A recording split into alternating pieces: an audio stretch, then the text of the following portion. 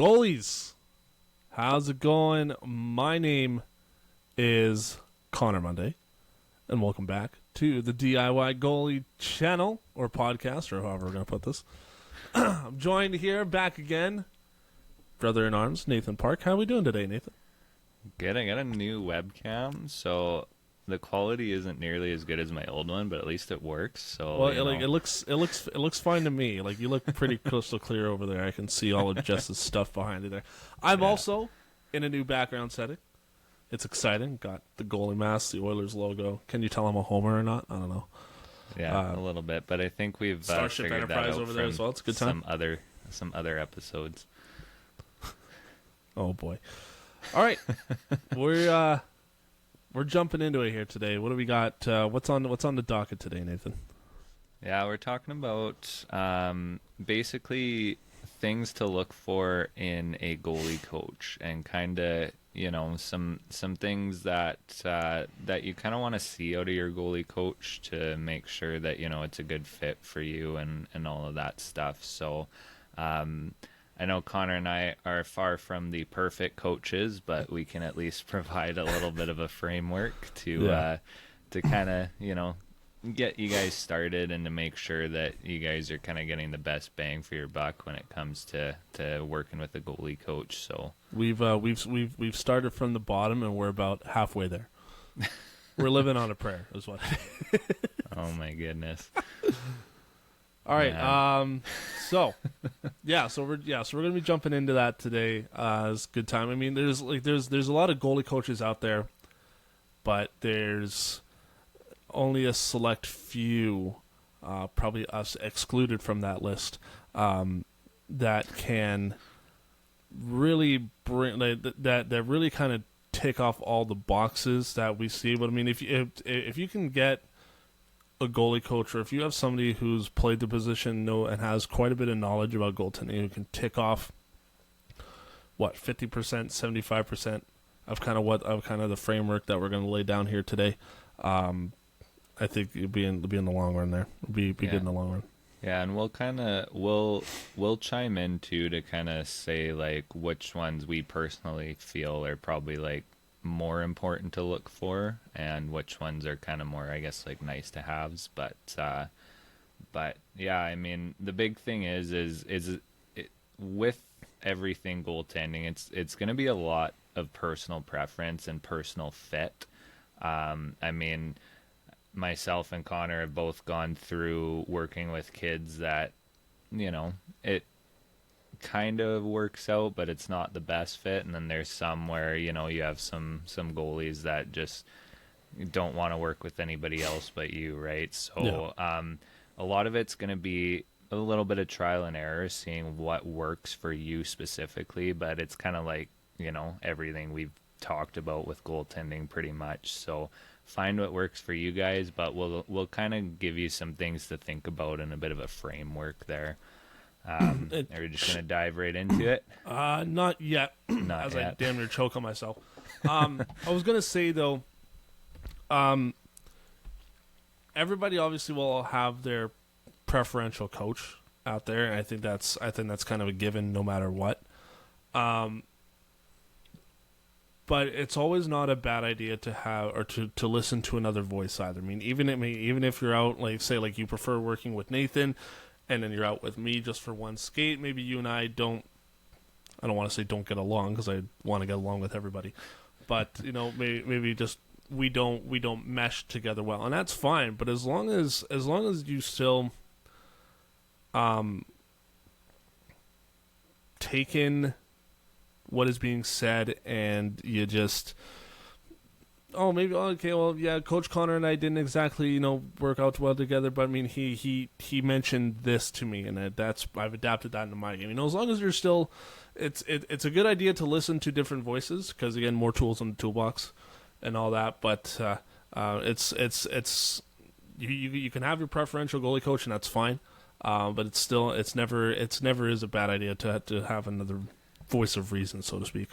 Yeah, and sometimes too, the way things are explained by somebody else, like it might be the exact same message, but just the way things are explained makes a a bit of a difference too. Like, just as an example, one of our other True North coaches, Jordan, he likes to explain, like, when we talk about rotations before a push, he likes to explain it as the 4 H's. So head, hands, hips, heels, which basically, is the same message as I'm telling my goalies when I say to rotate top down. So, you work from your head down to rotate. It's the exact same message, but somebody might resonate a little bit better with the top down approach.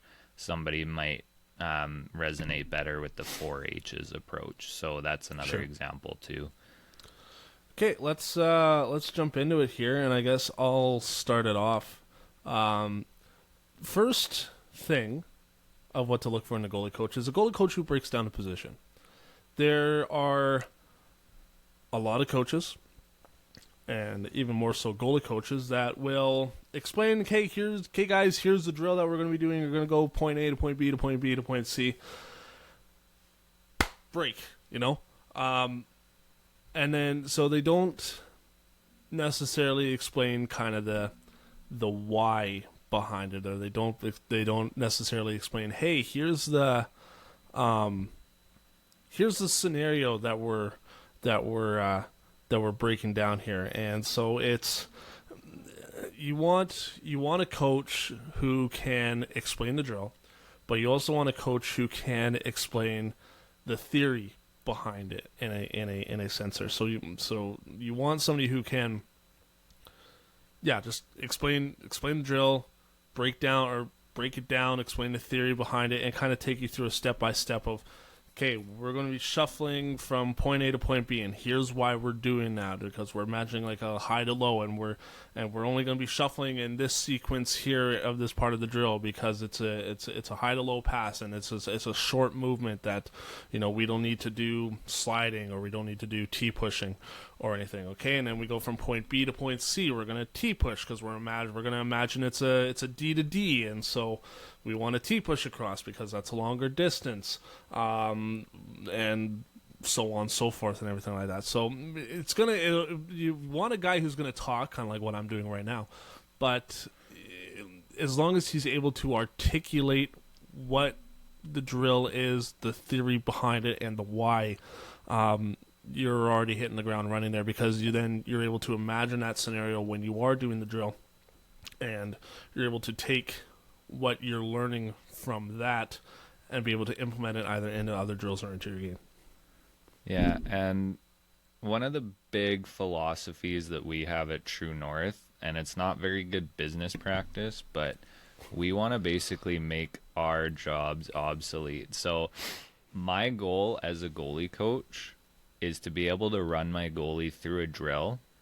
They make a mistake, they know. They say, oh, I should have had my hands out there, but I pulled back and got scored on. And then I can just be like, yeah, sounds good, let's do it again. Like, that's kind of, I think, personally, in terms of my approach, and I'm pretty sure Connor's on the same boat here, but like, if we can get to the point that we almost don't even need to be out there, that to me is a bit of a win. Like, we don't want just, to be teaching shooter tutors. Like, we want to teach athletes, we want to teach goalies, or I guess make athletes make goalies, right? Like, we want goalies to understand situations. We want them to understand, okay, why do I want to go into the RVH here? Why do I want to stay in the overlap here? Why do I want to, be on my feet here? Kind of stuff like that. To me, I think that's where your goalie, or you, if you're the goalie, is going to be more successful, is when you can really understand the why behind the position. And I think that's a big thing when you're looking for a goalie coach. If you can get somebody to explain the why, that I think makes the development go so much quicker. Yeah, I'm not gonna lie, I wasted a lot of time in our camp, both our weekend camp and our week-long camp, just talking.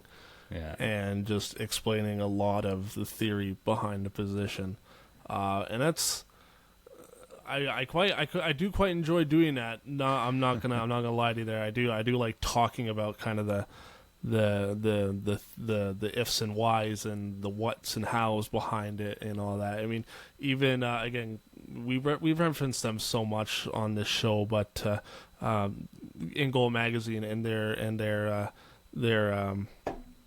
oh, what's it called? Pro reads. Thank you.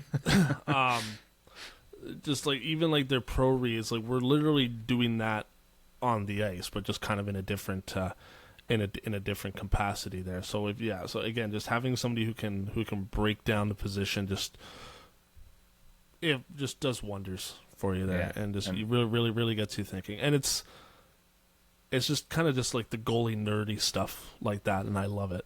Yeah, and that's why the video breakdowns are so much fun too. I love doing those. So if you guys ever want a video breakdown, you can always head to our website, and we've got the video breakdown tab at the top because we enjoy doing those. So shameless plug. Shameless plug, yeah. All right, what's the next one? So next one, progression. So, and this is one thing, and we'll kind of talk a bit more about this in a couple more steps. But one thing that I think some of the bigger goalie coaching companies kind of fall into the trap of is having a natural progression, because a lot of times there's a lot of coach turnover. So there's like kind of a new coach every time or every second time that you're out with them. And because of that, sometimes the coach doesn't know what the last guy did and all of that stuff. So it's hard to build a progression. But to me, the best way to kind of explain it is, you're going to have a hard time doing calculus if you haven't learned how to do algebra. So like, we want to make sure that we have a solid progression. You can't be good on rushes and situational awareness and some of these more advanced things if you're not good at tracking a puck and shuffling and T-pushing, right? So we want to make sure that you're getting a good progression and you're really establishing a good solid foundation. So good skating, good tracking, good save execution, and building out from there. And then even just revisiting that foundation kind of every so often. Like the pros, they're at the top of their level and they're still doing the simplest things, simple crease patterns with T-pushes and shuffles and, simple tracking save execution drills. They're still doing that because they're building that base, that foundation to build off of and kind of progress from there. So to me, that's a big one too, is getting a natural progression off of a good solid foundation, because it's really hard to start trying to hit an RVH and get good at the RVH if you haven't even learned to seal a post properly while standing on your feet, right? So that's kind of one thing that you want to make sure you're getting to when you're going out with your goalie coaches. Just dropping the algebra and the calculus on us, hey? Like, yeah. Just, we get it. You're smart. Don't need to rub that in everybody's face. Jeez. But no, you're right though. It's you can't do what we ask you to do if you don't know how to shuffle or how to C cut or how to go into a proper butterfly or God knows whatever else. So So you want. I mean, again, having a consistent goalie coach is great, because then it's the guy who knows you the best, who can walk you through the next steps of, hey, here's how we do a more advanced shuffle, or here's how to do more advanced butterfly, RVH, VH, overlap, what have you.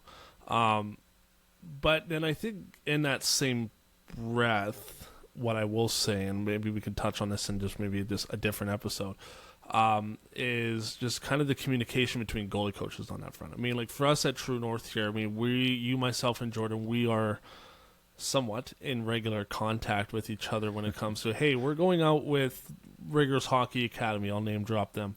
We're going out with these goalies here. Nathan, you were out with them last week. How were they? What's things to look for? In that regard there. So I think even just like if you are hiring a goalie company such as ourselves, having making sure that everybody is all on the same page there is definitely good. Yeah, for sure. And that's yeah, and we'll touch on that in a couple more points here too. We'll go more in depth, but yeah, just making sure that you know, that you kind of get some natural, like you're not doing the same thing every week or every second week, right?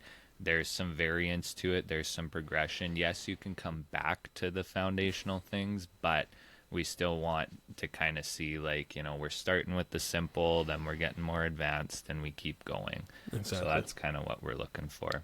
Cool. What do we got next, Connor? Real-time correction. This is actually my favorite one because, again, I like to talk. So it's more so probably just to hear my own voice over anything. I'm kidding, by the way. That's why he's on the podcast. Exactly. Yeah, exactly. I need... My YouTube channel just wasn't enough anymore. You know, I did a little bit of broadcasting, but now I'm here to take over Nathan's every time he drives, he has our podcast on just so he can hear us. Why you gotta do me like that, man? Jeez. Real-time correction. Again, kind of going back to the breakdown portion of it. Having a goalie coach who can correct things in real time is almost kind of in a way, kind of the foundation, or almost it's kind of a must, really, of every goalie coach that you work with, because we want to eliminate any bad habits or focus on the, hey, you did this, but I think you should be doing this, and here's why, kind of deal there. So it's there are plenty of coaches out there who are goalie coaches who just kind of put the goalie through the drill and say, okay, next, okay, next, okay, next. And just the goalie's just not learning anything, right? I mean, the whole point of practice is to get better. The whole point of goalie sessions is to get better. And so that is the perfect time for both goalies and goalie coaches to come together and say, hey, saw that you did this, think you should actually do this instead, or this happened because of X, Y, Z reason. So having a goalie coach who can stop the drill mid-drill and say, like, no, we're going to go back and do this again because you didn't push off the post properly, or I didn't like the way that you pushed off the post, which I've done one too many times. Or even just, hey, you shuffle steps off your post, and I think you should T-push off your post. Please shuffle step off your post. Don't T-push off your post. As long as you don't C-cut off the post. That's the one that really drives me nuts. Oh, really? We shouldn't be doing... Oh, shoot. Okay, well, I just ruined all our goalies from the last 2 weeks. Yeah, so just we want to make sure that you have somebody who can stop the drill at any point. Doesn't matter where in the drill that you are, and say, like, no, we're going to stop, break this down, we're going to correct this issue, and we're going to do it again to prevent any bad habit, or to eliminate a potential bad habit. Yeah, I'm pretty sure you cherry-picked this order so you could have this one, and I'm kind of mad about it, but it irks me. The one thing that irks me the most about goalie coaches when I see it is when I talk too much. Well, that's the second most.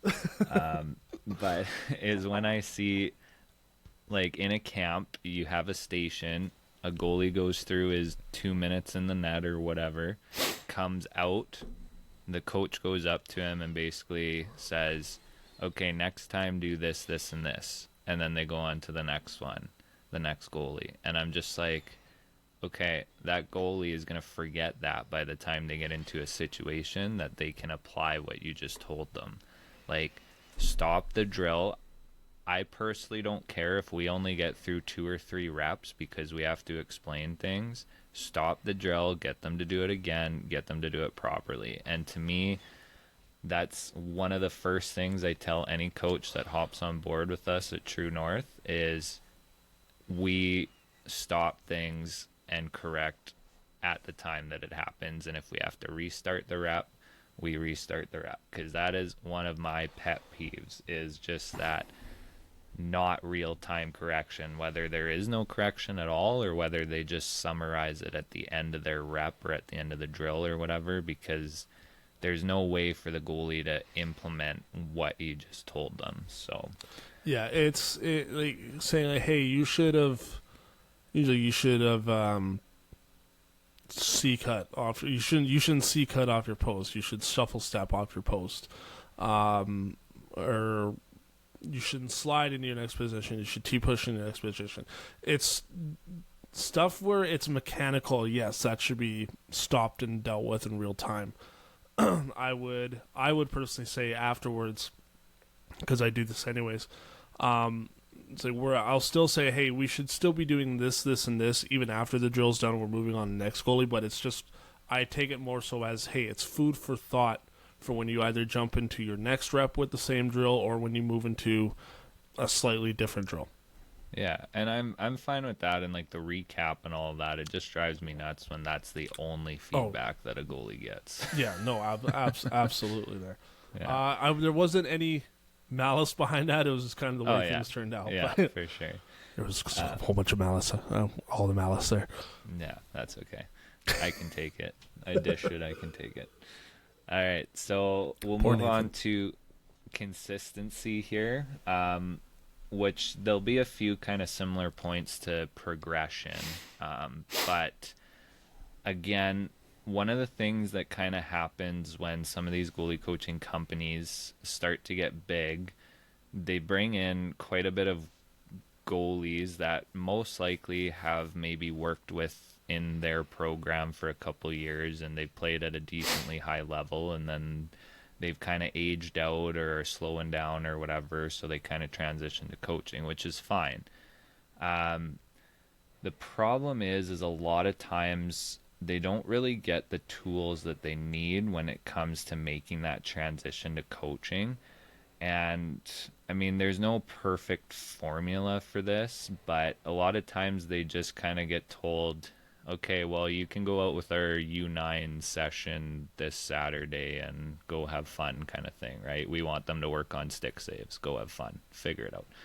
And that kind of leads to a lot of inconsistency depending on who you have out with you. So there could be inconsistent messaging. There could be inconsistent approaches to, again, maybe last week you had a coach that stopped the drill real time and made correction, and now you just have a guy who's just kind of going through the motions.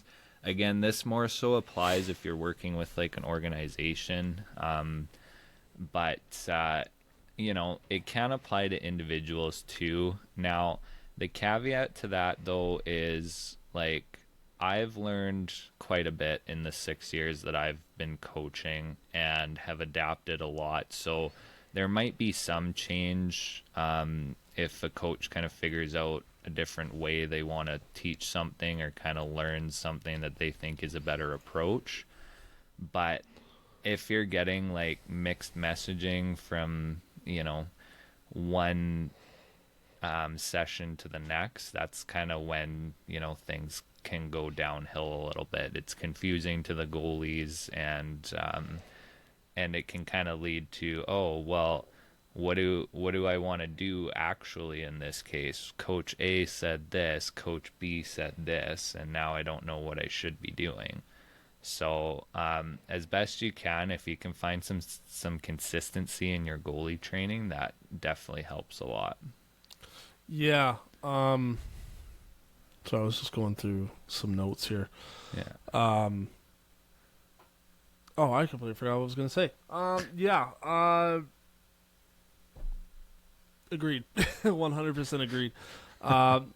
Even then, I would say, like, just on a more individual level, so I guess this more so would apply to progression than it would be for coaching, is that, or for consistency rather, is that, again, we talk about stick saves, like, hey, Coach A has been telling me to do stick saves for this way for quite some time.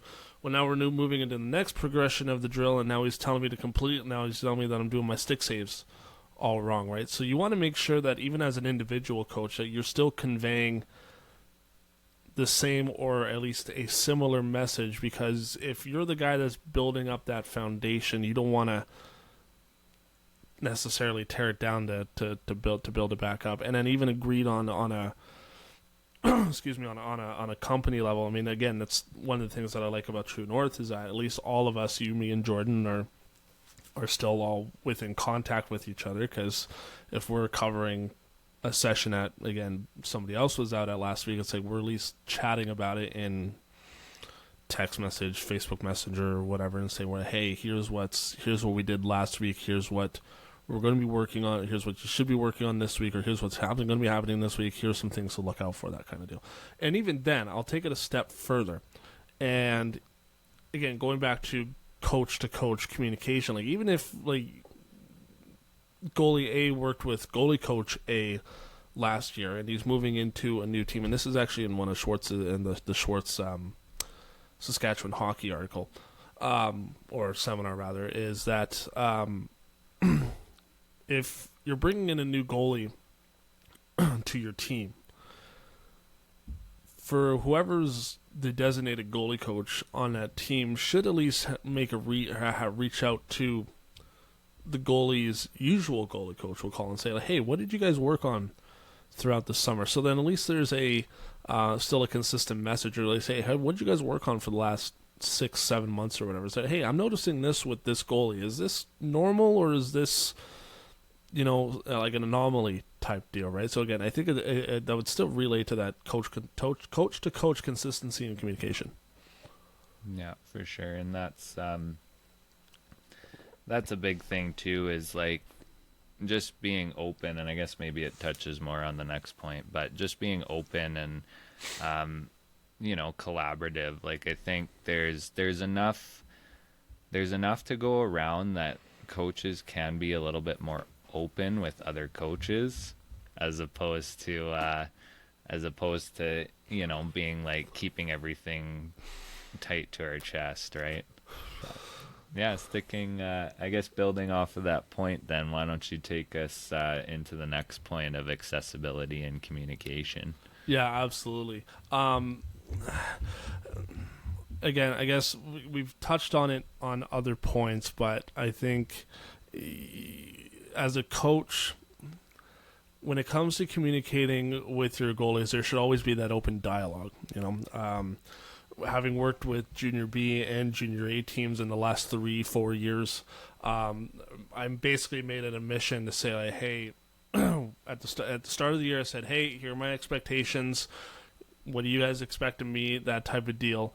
And then even say, like, hey, well, I want to make sure that at the end of day one, or the end of training camp or regular camp, I want to make sure that I grab everybody's numbers, so then I am able to start a group chat, and we're able to keep in constant communication. Has yet to work for me so far, because nobody likes talking to me after hours, I guess, but I don't blame them. All right, I quit.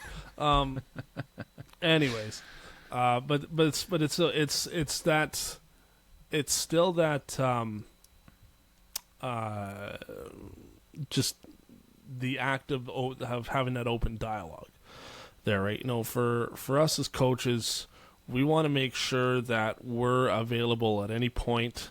Say, like, hey, like, even if coach wasn't at practice, a goalie can reach out and say, hey, coach, was at practice today, I didn't feel good about my edges, or didn't feel good about my tracking or anything. So then at least they're still in that constant open contact, and there's no one to say love lost. That's not the word that I'm looking for, but there's no missed knowledge or missed opportunities, rather, to say, okay, well, hey, goalie A wasn't really feeling his edges. Okay, well, let's work on that next practice, so then he is able to get used to his edges again, that type of and that type of deal there. So goalies and goalie coaches, for the most part, should always be in relative constant communication. And yeah, I would the offhand to that as well is that obviously there are some goalies that aren't a big fan of that. I actually had a very long time ago, I had a chat with Edmonton Oil Kings goalie coach Curtis Muka about it, and he said, yeah, there are some goalies who just don't want to talk after they're done at the rink. It's just they want to be left alone and do their own thing. So there's a caveat to that on both sides, I guess. Yeah, and the other thing too is there's a point where there's open dialogue and there's a point where it's being stubborn, I guess, right? Yeah. Like I'm totally open to being or having that discussion with the goalie if they're kind of like, well, this doesn't feel right to me, like I don't know, this is something that I don't really like. And I mean, usually when you change something, you're not going to like it because it's something new, it's something you're not used to, it's kind of something foreign. But there Creatures comes a of point habit. where it's kind of like, okay, just try it for a little bit, stop just being stubborn about it, right? Like we want to make sure that yes, we have that open discussion and we can kind of tweak things to make sure that it works for the goalie, because obviously we want to tailor, because every goalie's different. We want to tailor everything personally to them. But that's a two-way street as well. Like we also want the goalies to be a little bit open to that feedback and at least try it for a little bit. If it's still not working out, we can maybe approach something else. But that's kind of the thing there. And then the other thing I wanted to say on this one too is just having that accessibility, I think, is huge too. Like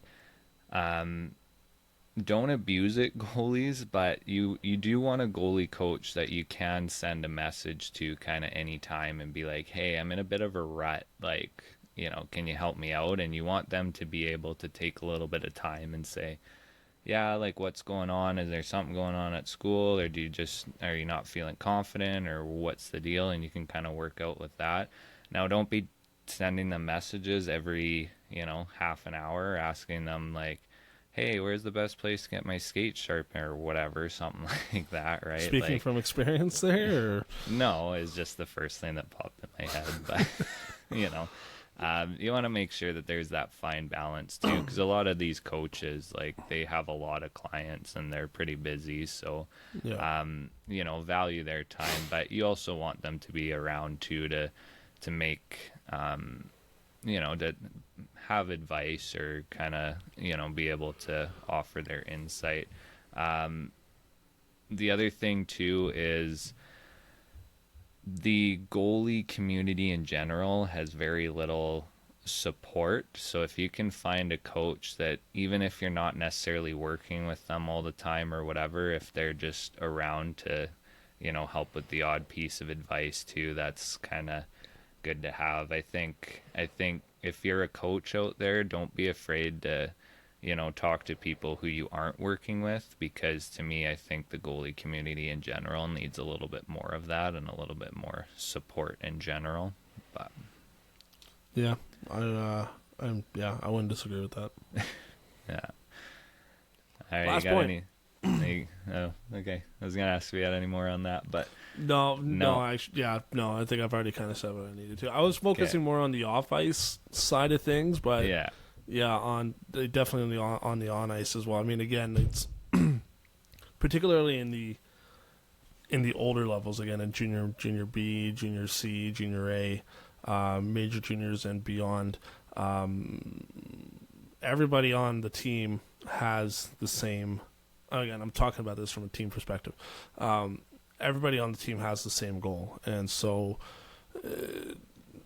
you want to make sure that you, as the goalie and the goalie coach, are pulling the same way rather than pulling in different directions. And so, I mean, yeah, you can have your disagreements, and that's fine. Everybody's entitled to their own opinion. But again, as we've mentioned earlier in this podcast, and as well as in other podcasts as well, more tools in the toolbox, the better. Now, you're not going to use every tool in the toolbox, but in the slight chance that you need that that one drill bit that you never ever use, well, now guess what? Now you're going to need it because the situation applies for it. Yeah, for sure. All right, last point that we have here, and this is probably I want to preface, I don't agree with this point at all. I know. Well, Connor's the complete opposite of this, but fun. So, I mean, I find a lot of times we get lost in the process. We get lost in, the goals or the end result we're trying to reach, and we kind of lose why we're on the ice, which realistically, like, hockey's a sport. It's fun. It's a way to, be active, kind of get out some competitive juices, kind of escape life for a little bit. And we tend to get really lost in, I got to get better. I got to do this. I got to do that, and realistically, at the end of the day, it's just meant to be fun. Like, stopping pucks is fun. There's nothing better than making the big backdoor windmill glove save on, a 2-on-1 or whatever. Like, that's probably one of the most exciting parts, one of the best parts about being a goalie. And so when you're working with a goalie coach, you want that to kind of be part of the approach in the session. Like, it's not always going to be fun because, yes, we do have to put in some work, and yes, like, there is a component of teaching and getting better and analyzing and all of that stuff. But at the same token, if it feels like work every time you go to the rink, it's going to be hard to progress because you don't want to progress. You just kind of, you're burnt out. You don't want to go to the rink. So it's always good to throw in the fun. And I also think it's good too because it kind of gives goalies that ability to battle and compete, which you need when you're on the ice. So, anytime you can make a skating drill a bit of a competition or fun, or if you finish off a goalie session with a little game, like we do that lots, anything like that, anything to get those competitive juices going and keep the goalies engaged and keep them having fun, that I think's a big win too. So that's something to look for from your goalie coaches as well. Even just something as simple as, playing out the rebound on the last shot. Yeah. Like, even again, like in the camp that we did 2 weeks ago, 3 weeks ago. Math is hard, okay? We probably spent too much time playing the third shot out or the last shot out on the rebound.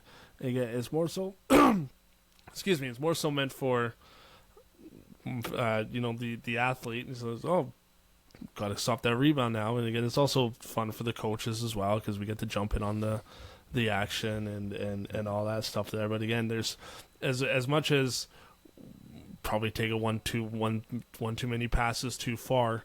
It's still that competitive, should be that competitive aspect between for the goalie. Say, like, I got to stop that puck at all costs, and so all kind of structure and sense of logisticalness, I guess, goes out the window at that point. It's like your whole job now is to stop that puck in any way possible. Yeah, well, and that's like, even outside of that, like, if you're playing out a rebound and say you're a group of 2 or 3 goalies on the ice, let the other goalies hop in to play out the rebound too. Yeah. I tell my goalies, because I always get the question, can goalies play out the rebound? And I say, as long as you don't take 20 minutes to shoot, because you always take 20 minutes to shoot. I don't let them jump in. I can't stand that. I don't let them jump in. It's like, no, guys with the player sticks can't.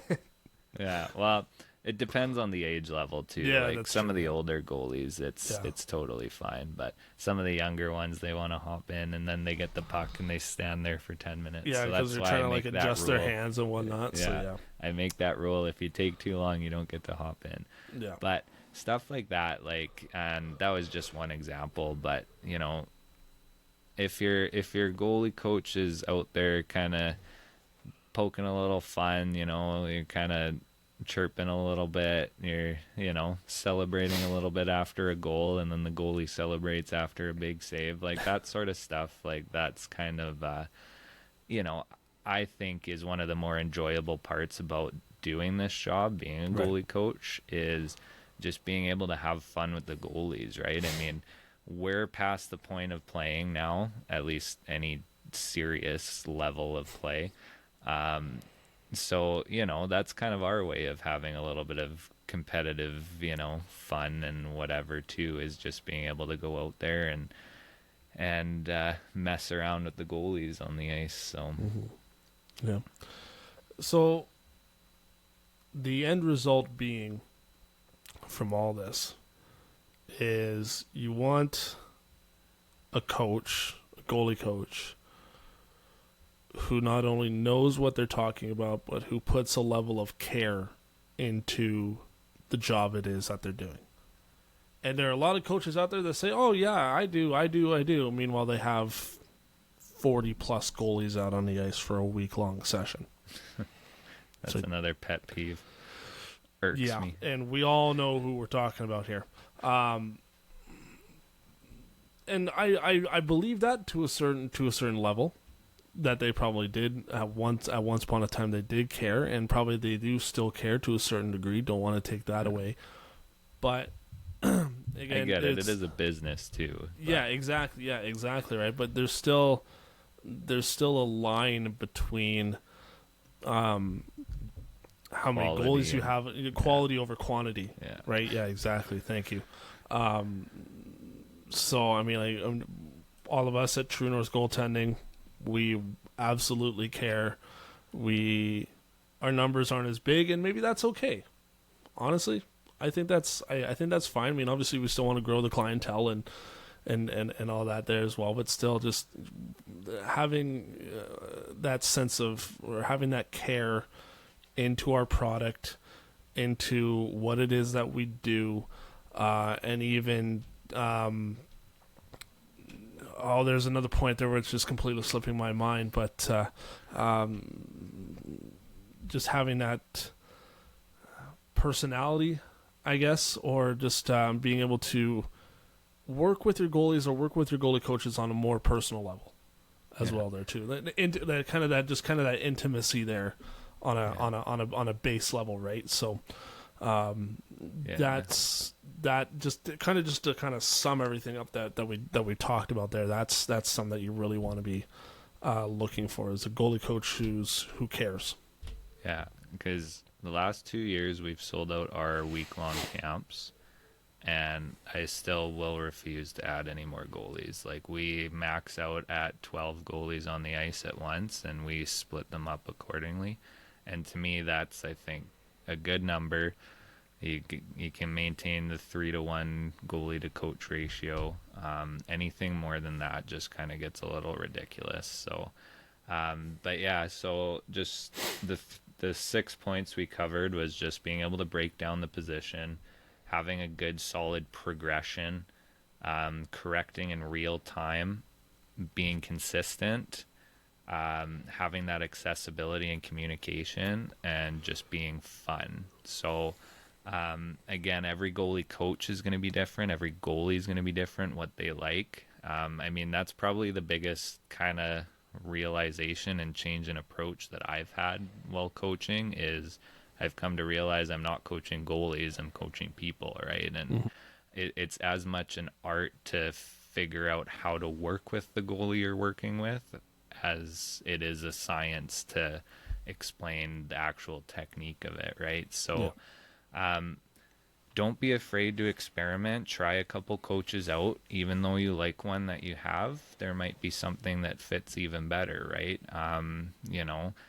know there's lots of people that just kind of get stuck in we've only gone to this one, but they've been good. Well, they might not be that good, or they might not be the right fit, I should say, right? And it doesn't hurt to try out, and if you try one out and you don't like it, you go back to your original, or maybe you like them both, and there's pros to both, so you kind of mix in going to both every now and then. But again, just find that right fit for you guys, and just make sure that they're taking the time to really ensure, or they have your best development in mind, or your best interests in mind, and that's kind of what you want out of your goalie coach. Yeah. Just to kind of touch on that point, I mean, like you may have your goalie coach that you like, and that's perfectly fine. But there may be another goalie coach out there who either A, can expand on the development that goalie coach A is working with you on, or just there may be this goalie coach B may have a different answer or a different fresh perspective. I was yes that, but I was gonna. I'm trying to say more so along the lines of just kind of different approach, or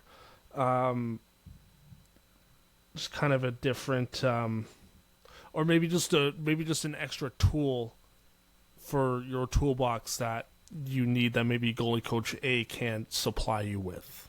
Yeah, that makes sense, right? So, just wanted to touch on that.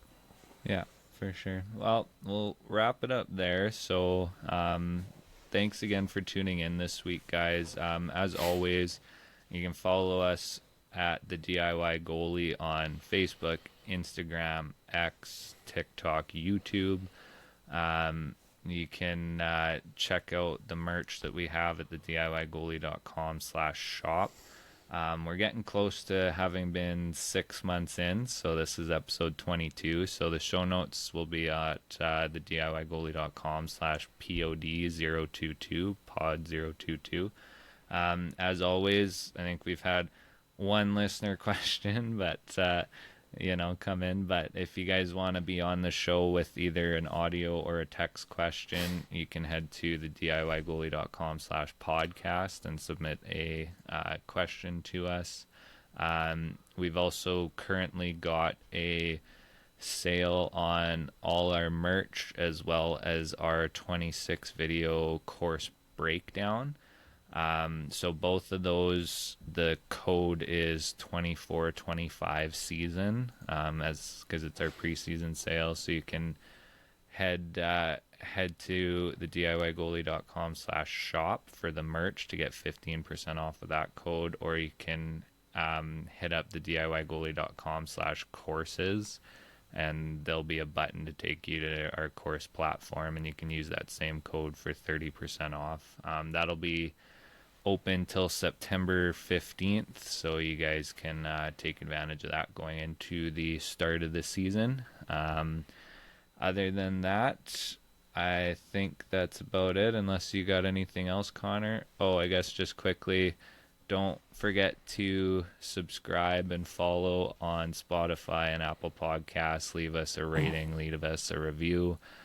We appreciate that, and share with your goalie friends if you enjoy the show. Let us know what you guys like, what you guys want to see, and yeah, anything else? Go follow our sister company, True North Goaltending, at YEG Goalie Coach on Instagram, at True North Goalie Coach on all the other platforms. True North Goaltending. Thank you. We do have our new facility in the Edmonton area opening up very, very soon. So if you are in the Edmonton, Alberta area, and you want to come work with us, then please feel free to give to reach out to us, and we'll see if we can book you in a slot there. When are we at? Where are we at with the new facility here?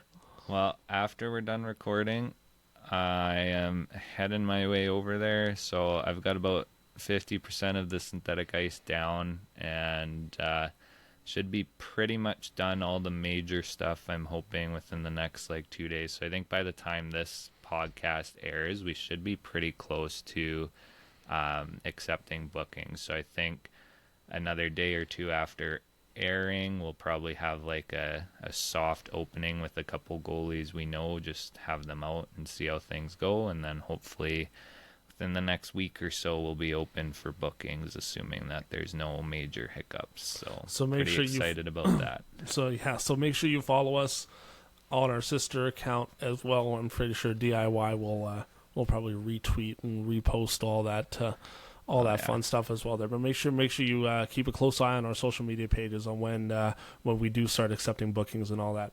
Nathan, after a little bit of trial and error and having to completely switch podcasting platforms, huge shout out to Riverside FM.